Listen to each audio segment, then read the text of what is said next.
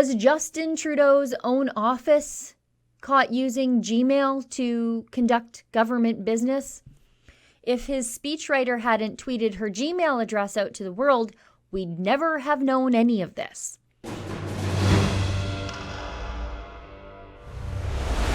Remember about a week ago when I told you about how, despite talking about it for literally months and then introducing an official motion last summer in the House of Commons to declare a climate emergency, whatever that is, Environment and Climate Change Canada had absolutely no records to give me on the declaration of the climate emergency. Now, do I believe that these alarmist motions are slapped together just haphazardly because they're agenda and emotion driven as opposed to scientifically inclined? Oh yeah, definitely. I think that had Environment and Climate Change Canada actually examined the empirical weather data here in Canada, the reason for their declaration of emergency would have fallen apart. In fact, we know last year was especially cold, especially in the summer. So I didn't expect to see those sorts of records or investigations being done. However, I did expect to see some kind of records or email communications just on the planning of the wording of the motion itself, like when the motion would be introduced and what octave the minister's voice would reach when she was shrieking at people about it. Speaker, I feel like the party opposite, you're worried about costs. You should be worried about the costs that we are passing on to our kids, the cost of climate change. Yeah. We have got an emergency here, and the party opposite is not telling the truth to Canadians. We are paying, we've gone from $400 billion a year to over $2 billion, to $400 million to $2 billion because of the cost of climate change. Why don't they step up? Why don't they step up for climate action? Why don't step up for the economy of the future and stop misleading Canadians? Now, jokes aside, there should have been some back and forth, even just via email between communications people within the former Environment Minister's office about the climate emergency. These people would have to have prepared media talking points for press conferences at the bare minimum.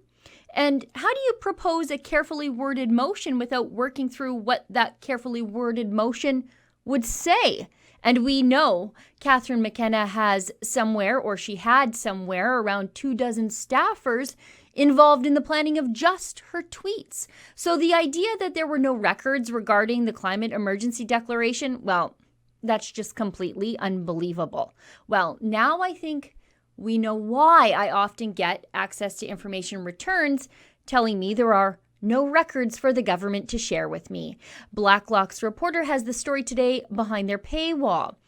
It looks like they've caught a government staffer violating federal records-keeping legislation by using Gmail. And it's not just any old government staffer. This is someone who works in the Prime Minister's office.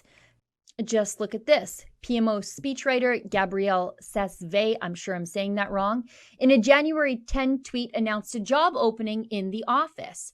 The Prime Minister's office is looking to hire a new English or bilingual speechwriter, wrote Sesve. Candidates should be good writers, hard workers, and team players. If you're interested, message me.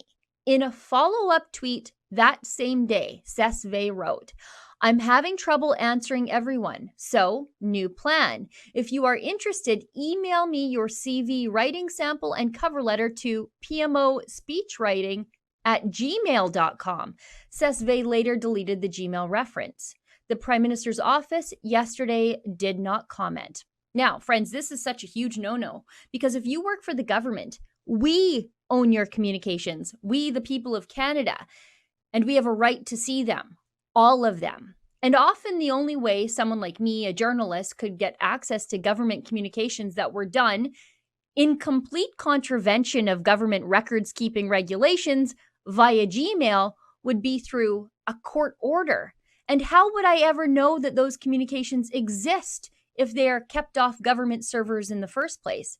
We'd have never known about any of this had Justin Trudeau's speechwriter not bizarrely tweeted her hidden Gmail address that she's been using for government business out to the entire world. Now, just last month, when Justin Trudeau announced his new minority cabinet, he promised us something different, a more open government. But I've heard this refrain from him since 2015. Justin Trudeau even took the time to write that mandate into the new mandate letters that he gives his new ministers. These letters lay out the expectations for ministers of the Crown from the Prime Minister's office. Just look at this.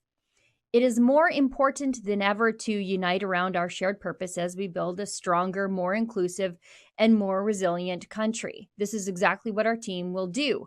Finding common ground and delivering real positive results for all Canadians, blah, blah, blah, blah, blah. These mandate letters outline our commitment to keep government open, transparent, and accountable, and continue moving forward for Canadians from coast to coast to coast. The Right Honourable Justin Trudeau, Prime Minister of Canada. Yet, Justin Trudeau's own office is skirting access to information rules. That's not very open. Looks like Justin Trudeau's commitment to keeping the government open, transparent, and accountable to all Canadians needs a lot of work. For Rebel News, I'm Sheila Gunn Reid.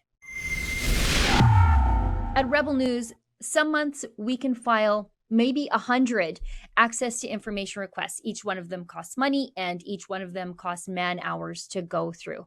If you can help cover the cost for us to do this very important investigative work, please go to donations.rebelnews.com.